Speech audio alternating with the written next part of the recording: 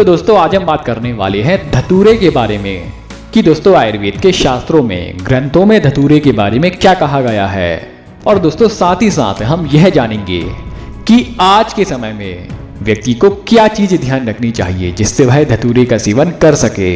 लेकिन दोस्तों आगे बढ़ने से पहले मैं आपको यह डिस्क्लेमर देना चाहता हूं कि धतूरा होता है मादक पदार्थ, इसलिए इसको चिकित्सक की देखरेख में, जैसे कि दोस्तों अश्वगंधा होता है, जैसे कि शतावर होती है, मुलैठी चूर्ण होता है, यह व्यक्ति अगर खुद से ही लेना स्टार्ट कर दे तो एक तरफ चल जाएगा। लेकिन यह धतूरा होता है नशीली चीज, इसलिए इसको चिकित्सक की देखरेख में व्यक्ति को इसका सेवन करना चाहिए।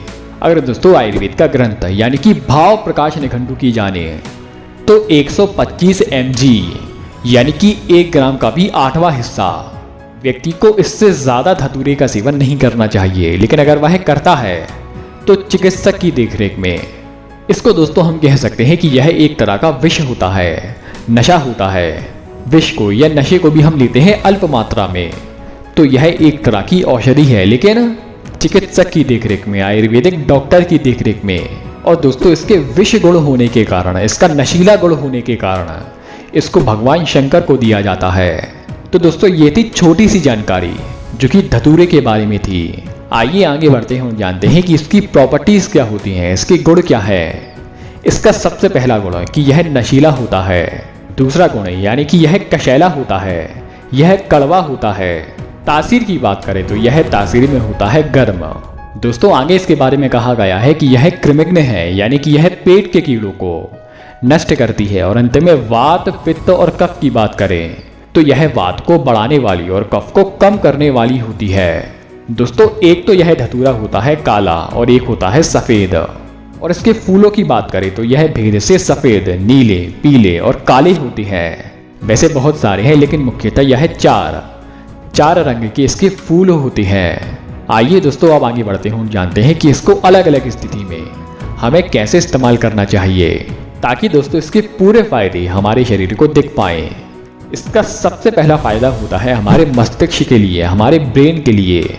जैसे कि हमारे दिमाग में दर्द होता है तो अगर व्यक्ति रोज इसके 2 से 3 बीज निगलता है तो उसकी मस्तिष्क की पीड़ा, दिमाग का दर्द दूर होता है। दोस्तों जिनका वीर्य बहुत जल्दी निकल जाता है और वह संभोग करते हैं तो संभोग करते समय वह व्यक्ति जल्दी झड़ जाते हैं। तो भी इस स्थिति में इसके बीज से बना हुआ तेल आपको इसका इस्तेमाल करना है पैर के तलवों में लगाकर। यानी कि संभोग करने जाए तो संभोग करने से पहले आधे से 1 घंटा पहले आपको इसके बीज से बने हुए तेल को लगाना है पैर के तलवों पर। अगर व्यक्ति इस तरह से इसका इस्तेमाल करता है तो इसके बारे में शास्त्रों में कहा गया है कि उसके शरीर के अंदर बहुस्तंभक शक्ति आ जाती है। यानी कि दोस्तों वह पुरुष देर तक झड़ता नहीं है। जिन महिलाओं का गर्भ धारण नहीं होता तो ऐसे में आपको इसके फल के बने हुए चूर्ण का सेवन करना चाहिए। यानी कि 1/4 ग्राम की मात्रा में, यानी कि 1 ग्राम का भी 1/4 हिस्सा, इतनी मात्रा में आपको इसका सेवन करना चाहिए घी के साथ।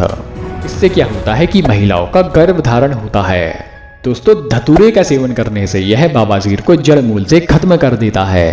यह अग्निवर्धक है, यह जठर अग्नि को बढ़ाता है, भूख बढ़ाता है, खाना खाने की इच्छा पैदा करता है। आपको ऐसे में इसका इस्तेमाल करना है शहद के साथ। दोस्तों दमा, अस्थमा, ऐसे में इसके पंचांग का धुआं दिया जाता है, यानी कि धूम्रपान कराया जाता है, लेकिन चिकित्सक की देखरेख में। दोस्तों शरीर में कहीं सूजन हो जाती है तो भी इस स्थिति में इसके पत्तों को गर्म करने से, वहां पर बांधने से इसका फायदा होगा। जैसे कि दोस्तों महिलाओं के स्तनों में सूजन आ जाती है तो भी इस स्थिति में इस तरह से इसका इस्तेमाल करना फायदेमंद होगा। दोस्तों धतूरा प्रमेह नाशक होता है, यानी कि यह डायबिटीज को खत्म करता है। ऐसे में आपको इसका इस्तेमाल करना चाहिए हल्दी के साथ। दोस्तों धतूरे का सेवन करने से व्यक्तियों को नींद अच्छी आती है, या जिनको अनिद्रा की समस्या है तो वह व्यक्ति धतूरे का सेवन करे। तो दोस्तों ये रहे धतूरे के कुछ मुख्य फायदे। लेकिन दोस्तों जाते जाते मैं आपसे फिर से कहूंगा कि दोस्तों धतूरे को अंदरूनी रूप से सिर्फ तभी इस्तेमाल करें जब व्यक्ति वैद्य की देखरेख में हो। जैसे कि दोस्तों सिर के जुए में इसका इस्तेमाल करते हैं तो ठीक है, काम शक्ति बढ़ाने के लिए इसका इस्तेमाल करते हैं तो भी ठीक है, लेकिन जब अंदरूनी रूप से इसका इस्तेमाल करते हैं तो आपको सावधानी बरतनी चाहिए। आशा करता हूँ कि आपको यह वीडियो पसंद आई होगी। आपने वीडियो यहाँ तक देखी, आपका बहुत बहुत आभार। धन्यवाद।